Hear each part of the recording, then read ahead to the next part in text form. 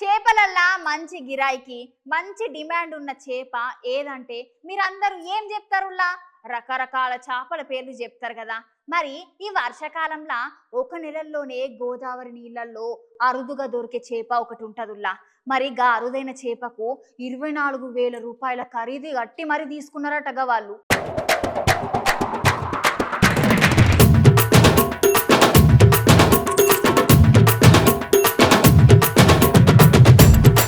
మీ అందరికో సామెత ఎరకనే గారు నుల్లా పుస్తెలు అమ్ముకోనైనా పులస చేప కూర రుచి చూడాలంటారు కదా. మరి ఈ పులుసు ఎక్కడ దొరుకుతుందని మీరు అందరు అనుకుంటారు కదా. ఈ పులుసు చేప సంవత్సరానికి ఒకటేసారి గోదావరి మంచినీళ్ళలో దొరుకుతుంది. ఇది సంవత్సరానికి ఒకటేసారి దొరుకుతుంది కాబట్టి పెద్ద పెద్ద డబ్బున్న ఆసాంలో అందరూ ఈ పులుసు చేపను కొనుక్కొని తినేదానికి మస్తు హుషారు పడతారు. ఇట్లా చెప్పుకుంటూ పోతే ఈ పులుసు చేపకైతే చాలా చరిత్ర ఉన్నదని చెప్పుకోవాలుల్లా. ఈ పులుసు చేప ఈ వానాకాలం దొరికితే వాళ్ళంత అదృష్టవంతులు ఎవ్వరు లేరు. అయితే ఇప్పుడు మన గోదావరి నీళ్ళలో వచ్చిన కేజీన్నర పులుసు చేపకు ఏకంగా 24,000 అమ్ముడపోయింది. మరి పులుసనా మజాక?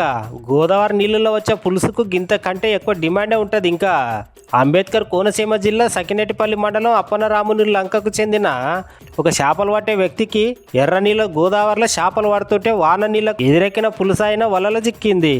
ఈ కేజీన్నర పులుస చేపను ఆ మత్స్యకారుడు వేలం వేస్తే చాలామంది పోటీగా వేలం పాటలో అప్పన్నరాముని లంకకు చెందిన మాజీ సర్పంచ్ బర్రెసీని 24,000 రూపాయలు కొనుగోలు చేసిండు పోర్రి.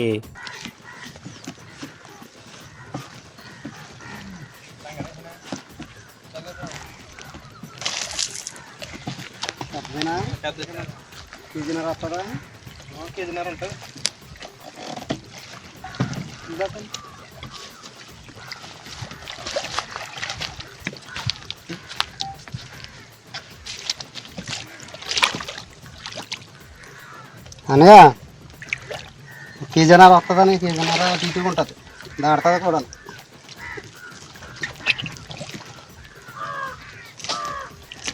ఎంత అబ్బాయి? ఏముండే 30,000. మేము చేపలు పట్టుకున్న వాళ్ళకి చెప్పరా? చేప పడలేదు వచ్చినా ఫస్ట్ చేప కదా, ఇప్పుడే పట్టదు. ఎక్కడ పడలేదు ఇక్కడ ఎక్కడ తెలుసు కదా, ఆటకెళ్తాం. ఇంకా తెప్పించలేదు కూడా. తప్పించండి, చెప్పండి. 22,000 22,000 కావద్దు రాదు అనయ్య.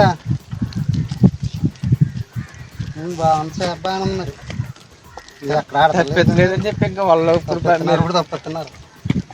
ఎక్కడ యానంగా అని వాటర్ కానీ ఎక్కడ తెలియదు. ఇదే ఫస్ట్ కొని పడ్డది వీళ్ళకి 30,000 చెప్తున్నారు. వాళ్ళు 22,000 అడిగాను. చెప్పండి రా ఫైనల్.